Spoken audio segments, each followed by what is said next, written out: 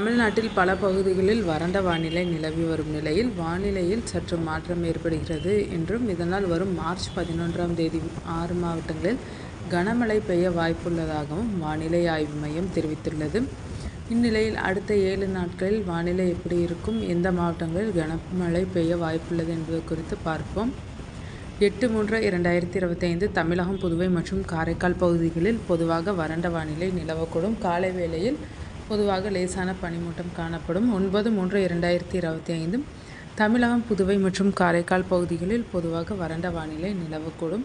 10/3/2025 கடலோர தமிழகத்தில் ஓரிரு இடங்களிலும், புதுவை மற்றும் காரைக்கால் பகுதிகளிலும் இடி மின்னலுடன் கூடிய லேசானது முதல் மிதமான மழை பெய்யக்கூடும். உள் தமிழகத்தில் வறண்ட வானிலை நிலவக்கூடும்.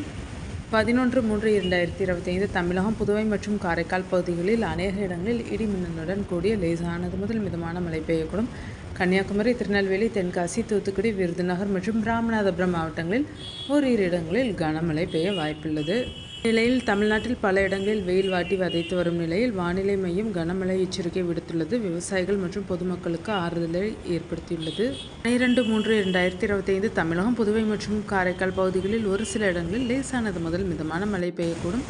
13/3/2025 தமிழகம், புதுவை மற்றும் காரைக்கால் பகுதிகளில் ஓரிரு இடங்களில் லேசானது முதல் மிதமான மழை பெய்யக்கூடும். வெப்பநிலை எப்படி இருக்கும்? அதிகபட்ச வெப்பநிலை தமிழகத்தில் அநேக இடங்களில் இயல்பிலிருந்து 2.4 செல்சியஸ் அதிகமாகவே பதிவாகியுள்ளது. அதிகபட்சமான வெப்பநிலையானது ஈரோட்டில் 39.2 டிகிரி செல்சியஸ் பதிவாகியுள்ளது. தமிழகத்தில் ஏனைய இடங்கள் புதுவை மற்றும் காரைக்கால் பகுதிகளில் பொதுவாக இயல்பை ஒட்டியிருந்தது. தமிழக உள் மாவட்டங்களின் சமவெளி பகுதிகளில் 35 முதல் 39 டிகிரி செல்சியஸ் மற்றும் தமிழக கடலோர பகுதிகள், புதுவை மற்றும் காரைக்கால் பகுதிகளில் 32 முதல் 38 டிகிரி செல்சியஸ் பதிவாகியுள்ளது.